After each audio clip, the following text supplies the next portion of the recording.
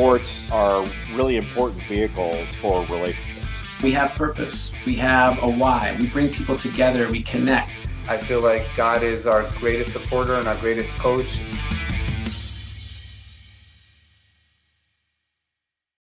Welcome to Rabbi on the Sidelines. This is Rabbi Sherman from Sinai Temple in Los Angeles. This week we are joined by two very distinguished guests, Kevin Warren, Commissioner of the Big Ten, former CEO of the Minnesota Vikings, and Adam Newman, Chief of Staff, Strategy and Operations, and Deputy General Counsel of the Big Ten, graduate of Yeshiva University. This is very special because this is a very special welcome to the Big Ten out west. Commissioner Kevin Warren, great to see you. Thanks for joining us this morning. Yeah, great to see you, Rabbi. Good to be here. Thank you. And Adam Newman, great to see you, Adam. Thanks so much. Great to see you too. Thanks for having us. So first of all, in our tradition, we say, Bruchim habayim, bo'achem l'shalom. You should come in peace. And we want to just thank you for the warm welcome to the Big Ten, UCLA, USC, right down the street down here in Westwood, a couple of miles from USC. So what do you have? Greetings to Los Angeles. What do you say? Yeah, it's good to be here. Good to be on your show and your podcast, and we're excited about welcoming two incredibly spectacular and historical universities in USC and UCLA into the Big Ten family. I know it's a couple years off. There's a lot of work to be done between now and then, but we look forward to the day that we can be all together. I just want to talk about world peace for a moment because we're really splitting our synagogue between Bruins and Trojans. So if we can do it, I think there's really hope for the future here as well. I'm looking at any way we can help. We're interested in it. So, but we're looking forward to having two incredible new members to the Big Ten family. So in this podcast, I like to say that we don't talk about trade deadlines or box scores, but we talk about the heart and soul. And Commissioner and Adam, your stories are really about heart and soul. Two people from very different backgrounds coming together because of the love of the game, because of the love of the ball. And the reason I connected with both of you, or actually when Adam, you followed me on Twitter, and on Twitter, you posted Commissioner Warren's letter on Big Ten stationery to Coach Elliot Steinmetz, the head of Coach of Yeshiva University, a friend of ours, Rabbi on the Sidelines. And it wasn't just about the 50-game winning streak at Yeshiva University, but it was about, Commissioner Warren, your story growing up as an African-American in Arizona and your father's participation in the United States military about going over to Europe and seeing the devastation of the Holocaust. Can you share that story about how you first learned about the Jewish people, the Holocaust, and the connection that we need to make between the African-American community and the Jewish community? Yeah, growing up, as you said, my father was a soldier in the military and fought in World War II. And around our tables, he ended up becoming, played college football at Arizona State and got his master's and doctorate degree from Arizona State. So he was really focused on education. My mother was highly educated, was a school teacher, ended up being a librarian. She loved to read. So there were always encyclopedias and books. But our conversations around the dinner table really focused on world peace and doing what's right and equality and that people are all the same. And my dad would share just very powerful, very emotional stories about the Holocaust and to make sure to hold us all accountable, to make sure that this would never happen again. We talked about slavery, we talked about the Holocaust, we talked about many of these issues.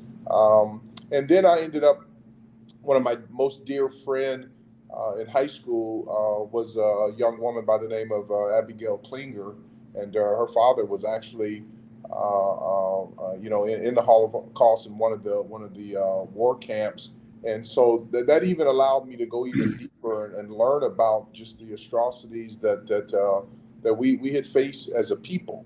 And so it's always been a center of my mind and in my heart and in my spirit and my soul to make sure that I'm doing everything we possibly can to break down walls, to build bridges between communities, between different races and religions and just different thought process to make this world a better place. And we just need to make sure that we stick together as a people, put our differences to the side, come together, and make sure some of these things that our country and the world has had to deal with, that we never let it allow for us, our children, or our children's children to never allow this to happen again. And so, Adam, let's go through your journey, because you grew up as an Orthodox kid in Baltimore, and you go to Yeshiva University. Obviously, Ryan Terrell, Tamir Goodman, that whole story really allows sort of the Jews to enter sports in the 21st century.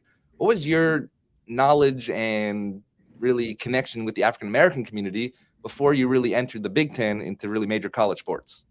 Yeah, I think growing up, it was far more limited than it is now in the professional and in the business world, but still growing up in Baltimore, which is, 65% population African American community, it was certainly a big part of who we were.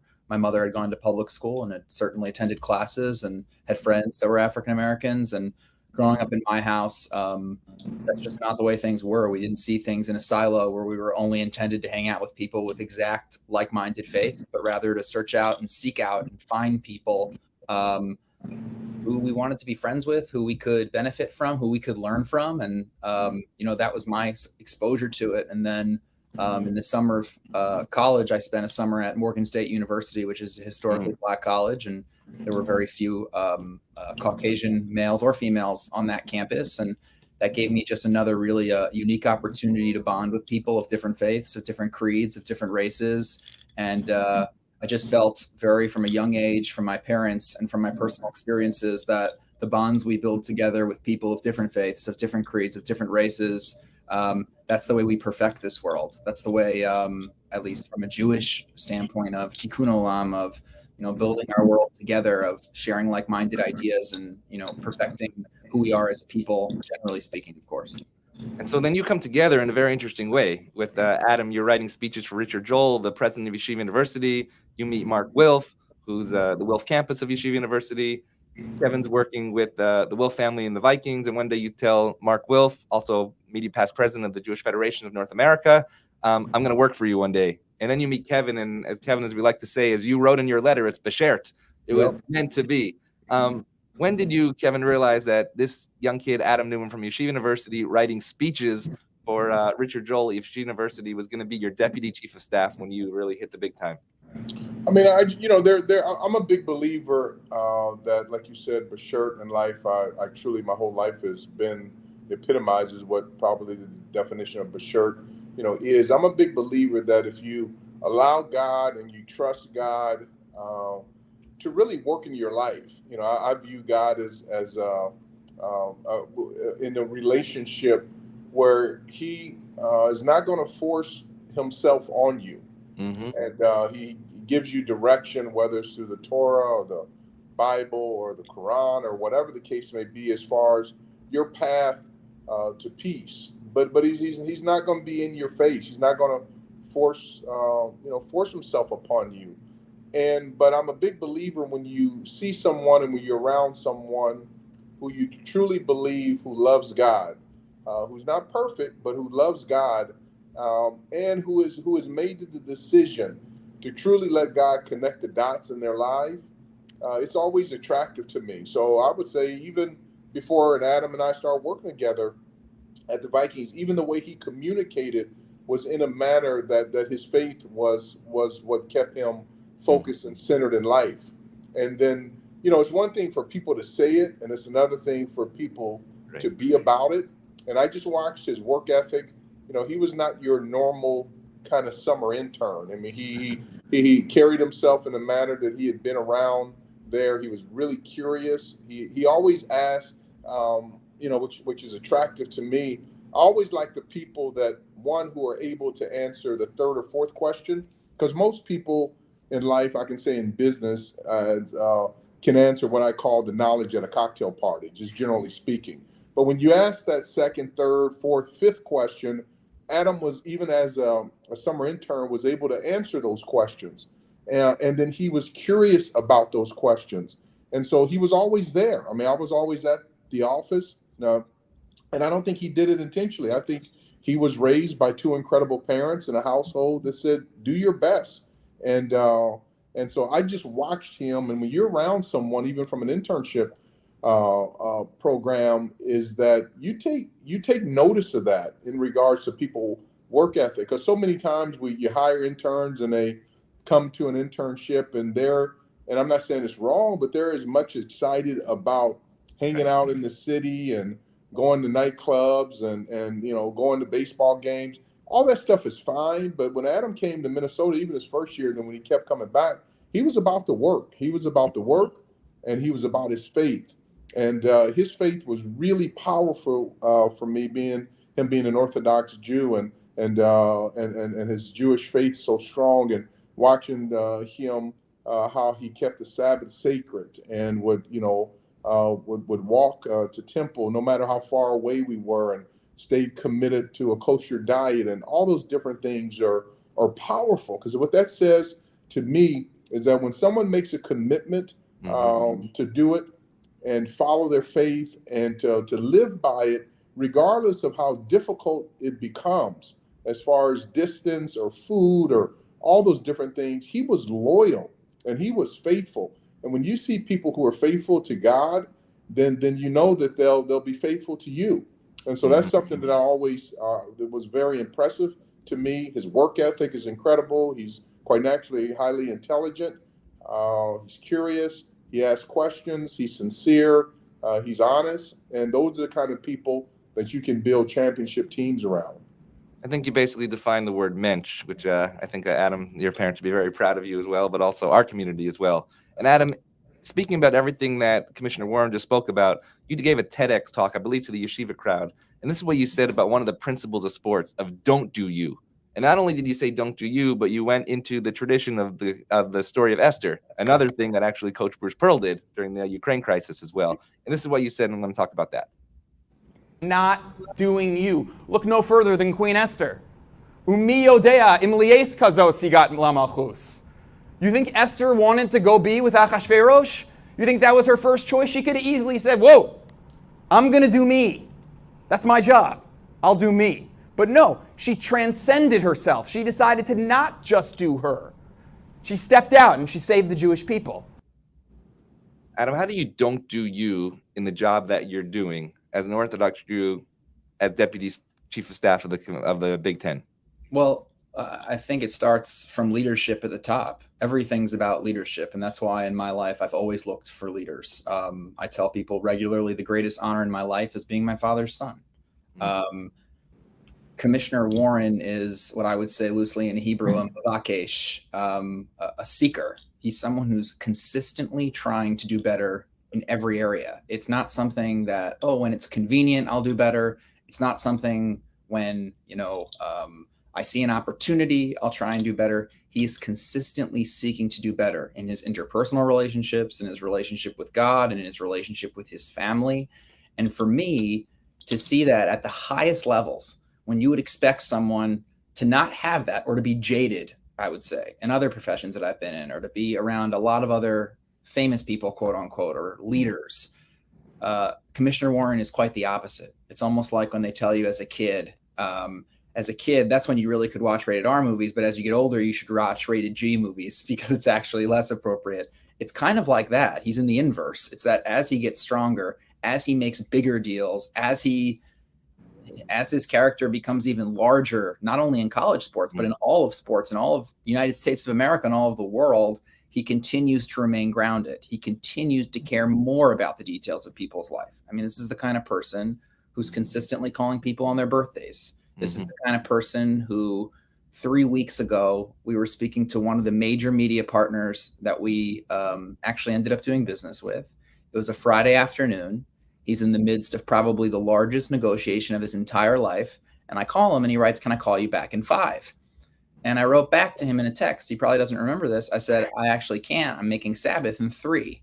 And about a minute and a half later, my phone's ringing and it's him. And I'm shocked because he doesn't need to call me back. He could just say, "Have a good Sabbath." He doesn't have to respond at all. But he calls me back to wish me a good Sabbath. And I thought about it after that happened and I wrote it down.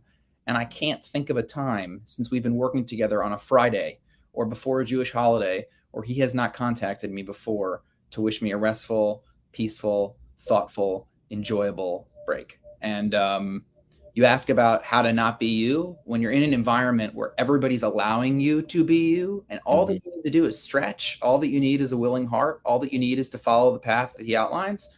You find yourself in a really good position to be. So your job is really not just about you, but in fact, it's about the student athletes. It's about these young kids, basically 19 to 24 years old, coming together on a field, on a court, on a community, and building that community. And what you just said about don't be you and how to be a leader, you really are advocating that on the biggest stage. This is what you said, Commissioner Warren, about why you really do what you do, and we'll talk about that in just a moment.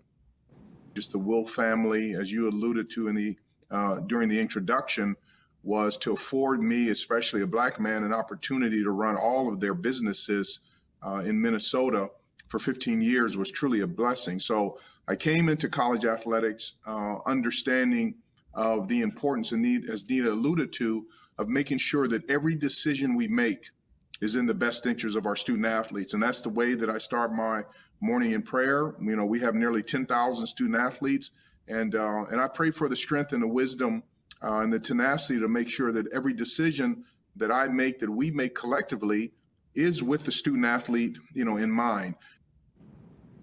So we talk about the leap of faith, but we also talk about the leap of action. What does it mean to pray for the tenacity of these 10,000 student athletes and to show them that you have their best interest in mind? I mean, I've been on my hands and knees and face already 4 times already today. That's how I start my day, and I take breaks throughout the day just to ask for guidance and wisdom and pray for those for loved ones in my life and family and our senior leadership team, our school, their leadership, and ultimately our student athletes. And because I think the prayers is so powerful because it allows you quiet time and a time and energy to really listen to God. I mean, one of the things that I probably is most challenging for me is your time in these jobs, these opportunities. I don't even call them jobs anymore. These platforms, your time is not your time, and so I literally, and that's why I savor. I adore my wife and my children, and my dear friends and family, but I savor that time with them.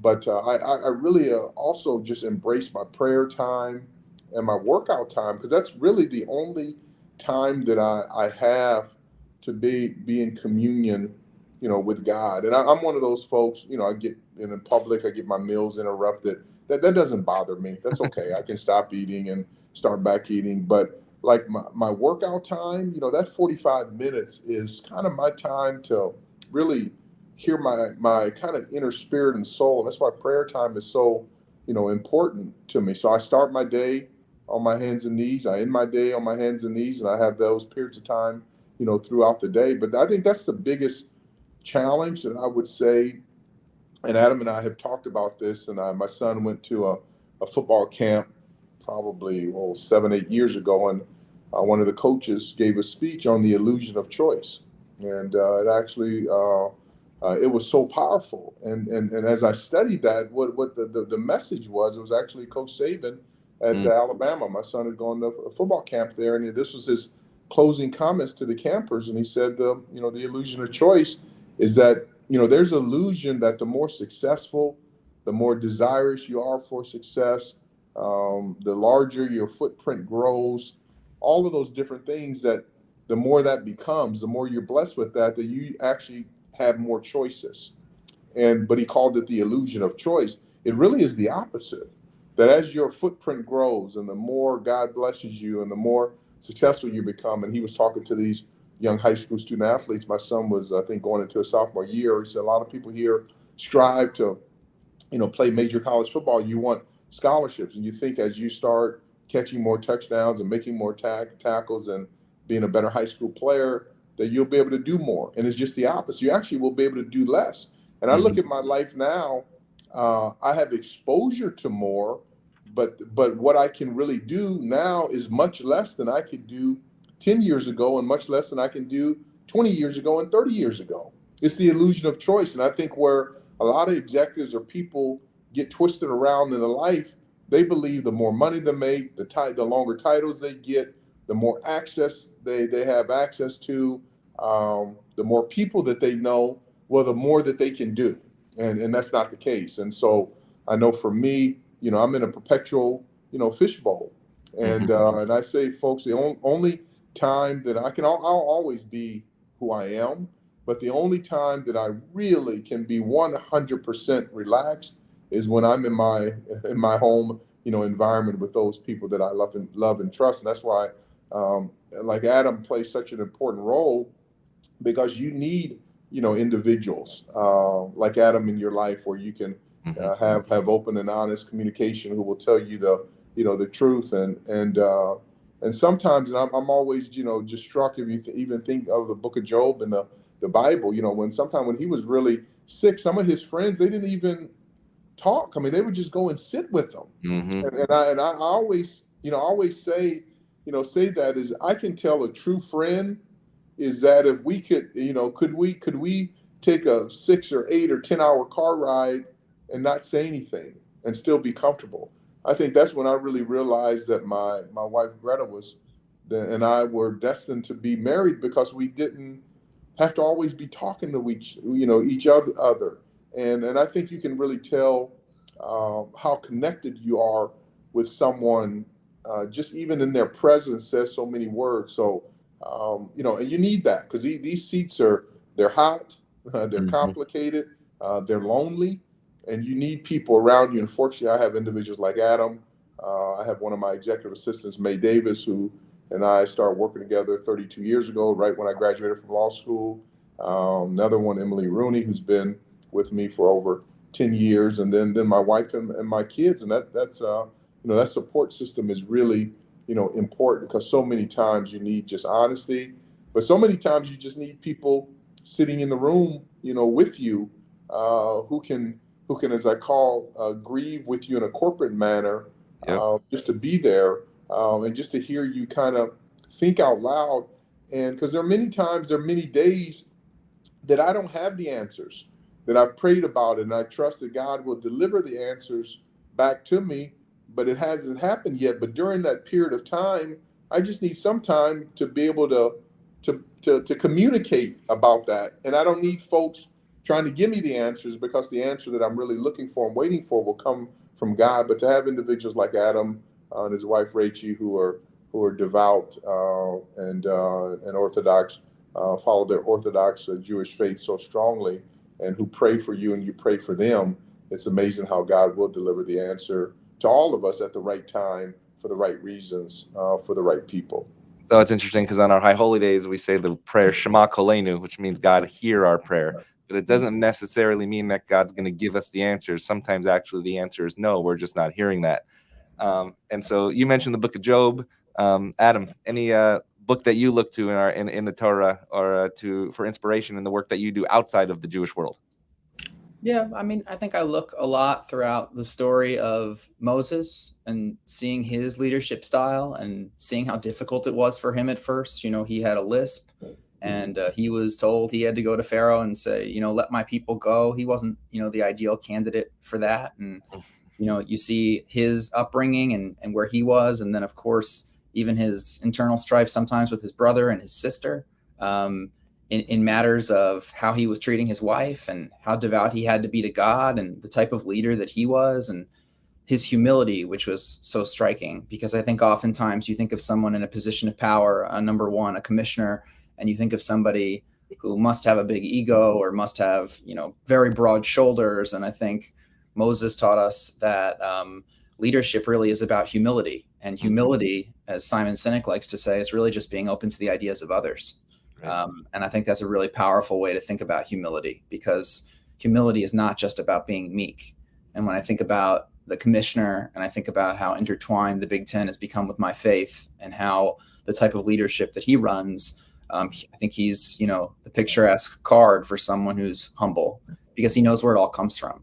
He attributes it to God. He attributes it to his family. He attributes it to his friends. I mean, even now, you're not going to catch him in a conversation where he's not going to push off some of the praise to other people. That's just not the kind of person that he is. And I think that's the reason why, in my estimation, knowing him 7 or 8 years, he's been so successful, because he has people that really want to work for him. He has people that want to grind for him. He has people that want to take bullets for him. You don't earn that just because you exist. You don't earn that because you're powerful. You don't earn that because you have money. You earn that because of the respect you give to other people. You earn that by showing people that their dreams are part of your dreams. And that's why, heck, we prayed this morning at 7 a.m. together. And especially lately, one of his biggest dreams and one of his biggest charges has been keep your dreams on fire, keep your dreams alive. And every time he says that, I feel a rush within me of, wow, like he's really thinking about my dreams. He's not just thinking about his. He's thinking about the community's dreams. He's thinking about the student athletes' dreams. And really, really powerful. I think it resonates very deeply with our constituencies. And really, another word for dreams is opportunities. And, you know, just this past weekend with Nebraska Northwestern not playing in Nebraska or in Chicago, but across the ocean in the United Kingdom, you speak about opportunities. And this is what you said about when the Big Ten grows, obviously more than 10 teams from Chicago to Los Angeles to New York, really a national movement. This is what you said it's really about. Been a household of educators. My father was a student athlete at Arizona State, was a college professor at Arizona State. My mother was a school teacher and librarian. So academics is incredibly important to Greta, to me, to my family, to what I do on a daily basis. It's something that I take very seriously. So because of that, I always think through the opportunities, as you alluded to, Dennis, of not of the issues or the problems, but what are the opportunities that now that we are across 4 time zones, now that we do have schools in 2024 that will reach from New York, New Jersey to Los Angeles, what are the different cultural elements in each one of those environments? Not only in the cities, but with their alumni, that we could even fortify our educational relationship with our student athletes. So, Commissioner, you said that you love to be comfortable with the uncomfortable. And a lot of the decisions that you're making, with the $7 billion TV deal or the expansion of the Big Ten, you're making a lot of sports fans uncomfortable in a comfortable way. But it's really about what you just said, about opportunity. So take the 15-year-old kid right now who's a great athlete who wants to join the Big Ten in 2 years. What opportunities are they going to see educationally about the world that will make their life different when they leave the field? Yeah, I mean, I think the big thing for me, Adam has heard me say this before, and it's probably being a lawyer, that I every time I get ready to start, say, the process of a deal or the makings of a deal, I always, will almost mentally, and sometimes I do it physically, what's the press conference look like? Well, what does the press release look like? What does the term sheet look like? This is even before we start the communication. So I think it's a big, it's important for us as leaders in all industries, but especially in the sports industry, to make sure that we, keep the kind of the end in mind for our student athletes. And I give, an example. I was fortunate to play my first couple of years in college basketball at the University of Pennsylvania. Right. And so I went to school at 17. I turned 18 in November. We played in the Suntory Ball, which I believe it was in December. So it was 1 month after my 18th birthday. I had just turned 18 years old. I didn't have a passport. I had never traveled abroad. And so to be able to get a passport, and we played in the Suntory Ball in Japan, and it was University of Pennsylvania versus Oregon State and Louisville. It was a round-robin tournament. We played Oregon State, and then we played Louisville. Louisville, I believe, was #1 in the country. They had a recent national championship. And so as a true freshman, to be able to tie those red shoes up and go on that court in Japan, and to play, played 6 minutes as a true freshman, had just had my 18th birthday, scored 6 points. But I remember calling my parents from the hotel, and I don't know why I just remember this number, but the call when I checked out of the hotel, the phone call, and at the time it seemed like so much money, and it was, the phone call was $26 because I actually charged, that's pre-cell phone, so you had to call. I'll collect.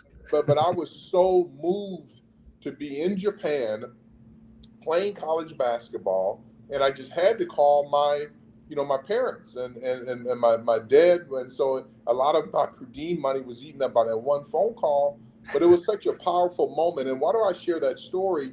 Is what that one trip to Japan, going on the subway there and going to different districts, and it shrunk the world for me, and it showed me that individuals may look differently, they may speak differently, but they're all the same. They all want to be loved, they all want to be encouraged, they all want to be empowered, they all want to be told they can be great, and so therefore I know how important it is. Some of the things we've been blessed to do under, Adam's leadership with mental health and wellness, and having the game in Ireland. I was able to go over the weekend. It was a fast trip, but to see these young student athletes on Nebraska Northwestern and some of the older, coaches, just to embrace this opportunity to go to Dublin to learn and to grow. What we did in Selma, Alabama, and Montgomery, Alabama this summer with the Equality Coalition. I'm just a big believer is that the more that we can provide platforms for our student athletes, their families, to be in and around opportunities to grow, that you become more of a whole person. And so travel is important. As Adam started off, as he spent that time in Morgan State, spending time with those who may be different from you. Part of the reason why racism can take hold is that if you never have an environment to meet the people who you're not supposed to like, that's how racism works. And so people who want to promote racism don't want different people to meet, because when you meet them, you realize they really are the same. They have the same interests. And that's why, if you notice, you look at young kids, you go to a kindergarten class, a first grade class, second grade class, there is no racism because it's a learned behavior. And so what the sooner we can recognize that the way that you can build, racism and tear this world apart by the seams is that you keep people separate. But I guarantee you on these calls, if you were able to pour out what's in your heart, and Adam can pour out what's in his heart, and I poured out my heart, is that there are all kind of issues. We're dealing with personal issues, we're dealing with family issues, we're dealing with spouse issues and parent issues and in-law issues and kid issues and all those different kind of things. And so the more that we can come together and talk, and back to the book of Job, one of the reasons why I love the Bible, but that book does something, because you look how he started. He was the man. He had it all. But he went through that period in his life where he lost it all. But you look at the end of the book of Job, the reason why I like it so much is that basically he was blessed with double. He ended up getting a double portion. And why? Is because he held in there. So I'm a big believer. I not only love storytelling, but I'm a big believer in the stories of people's life. And the people that I really admire and respect are those individuals who have a story. And if I meet with someone or interview with someone or talk with someone, or someone says, I want to work at the Big Ten, and I ask them and they say, oh yeah, I was born and that was great. I've never scraped my knee and never got a tooth knocked out, and everything went perfectly well. There's nothing that I, struggle with. I'm not too interested in them being around me, because I know, this world it's all about. That's why I love sports so much. It's about, you watch a football game, but especially a basketball game.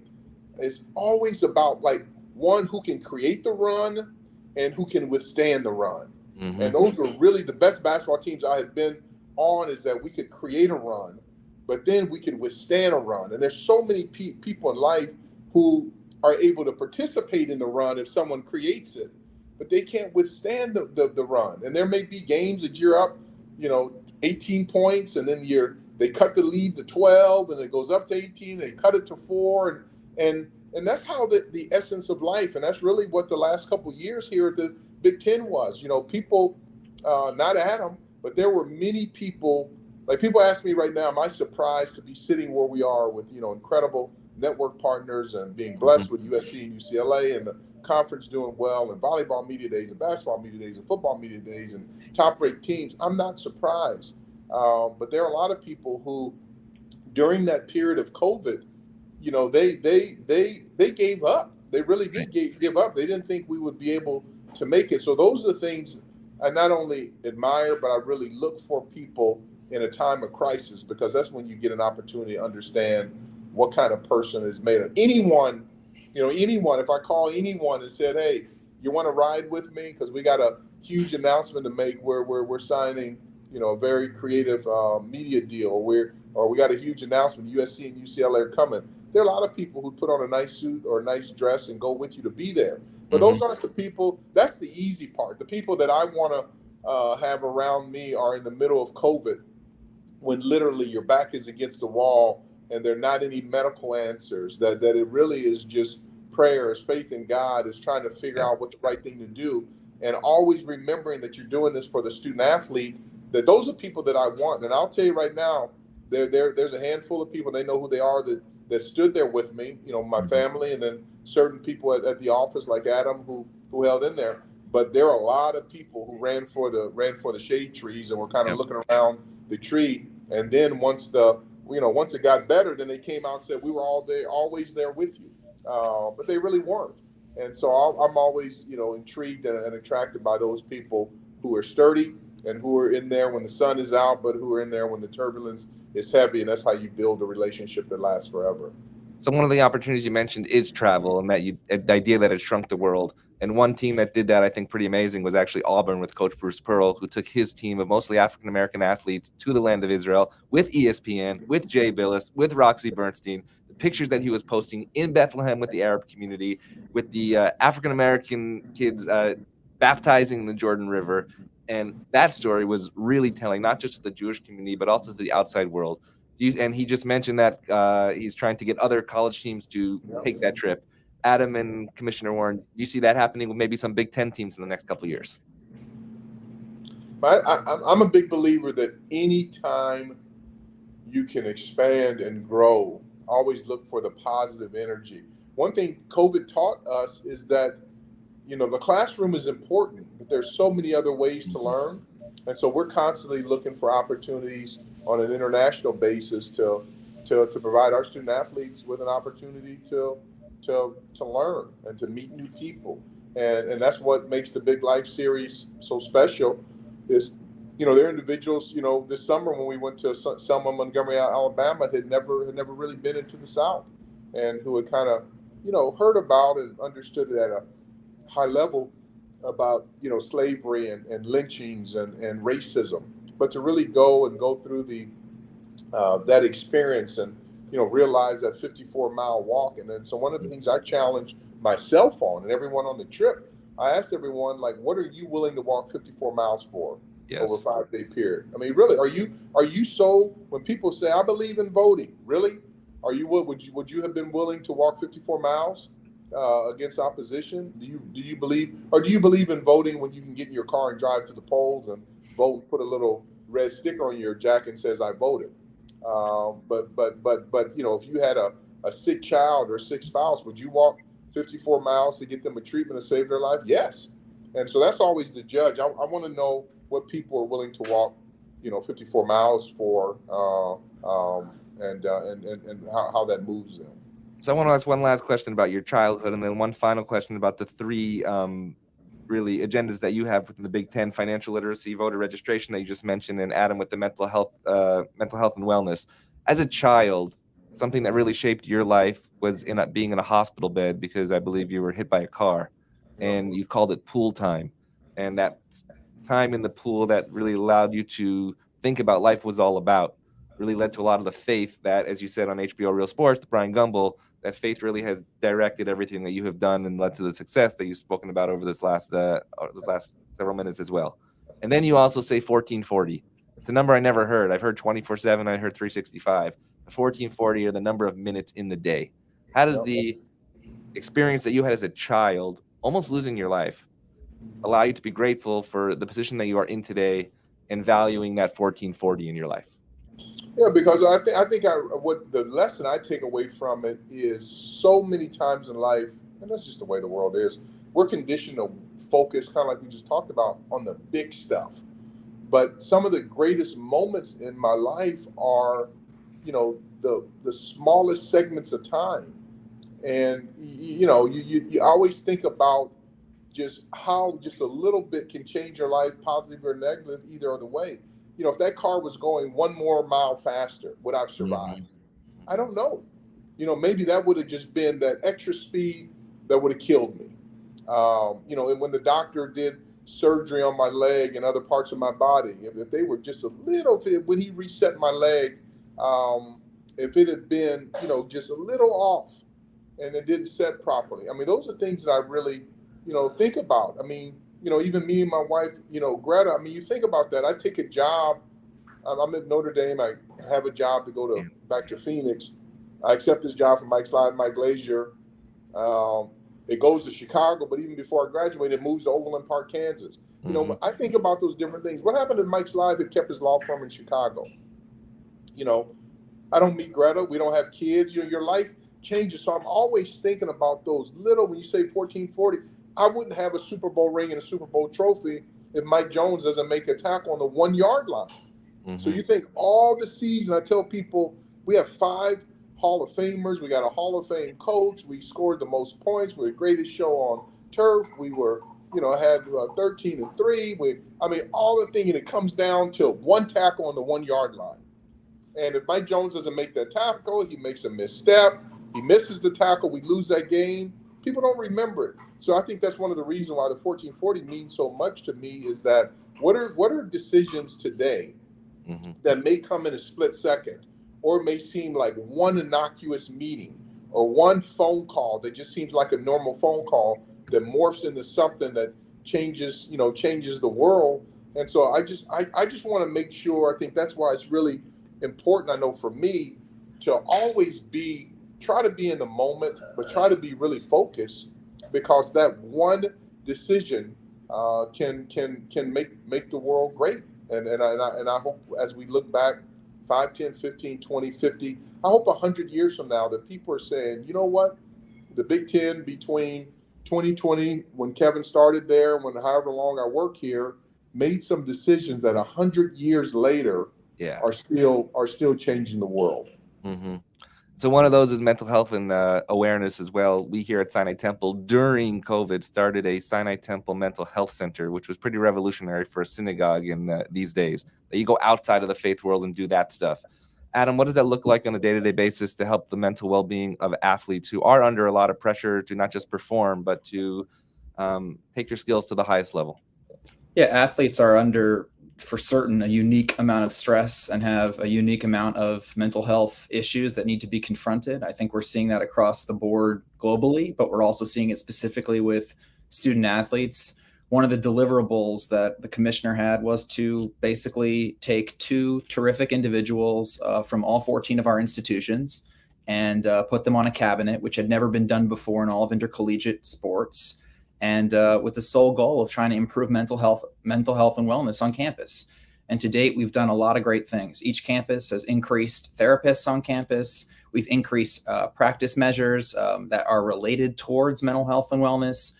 We've distributed the Calm app, which is a relaxation application, to over 19,000 members of our Big Ten family, including every single full-time working member of the athletic departments, all student athletes, all of our conference staff. And something that's really poignant to me that should give you insight into how we view mental health is, I remember Kevin and I were thinking, as he alluded to earlier, what's the ribbon cutting, right? Like what's the Nirvana? What's the Disney World? What does this look like in the end? And Kevin turned to me and he said, one person for one moment in time feeling a little bit better. That's it. That's how we'll know if we've been successful. And I don't need to tell you how many letters and emails and text messages we've received. We're nearing 1 million total sessions. So not just downloads, like viewable sessions on the Calm app. We've received letters about how it's been life-saving.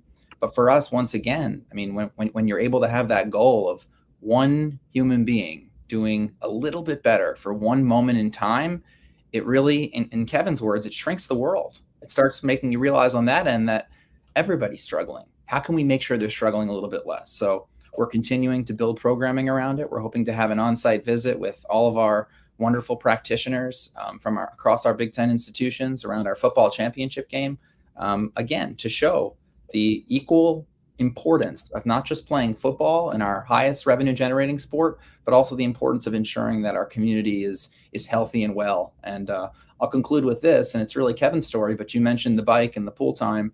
But when Kevin was in the hospital, I think for over a year in Arizona, he recalls, not fondly, that almost nobody asked him at any point how he was doing mentally. I mean, they would check in on him and ask, how's the femur? How's the leg? How are you feeling? How is this happening? What are you eating? But no one said, like, how are you feeling emotionally from a whole life, almost taken away, in one of those 1440 moments.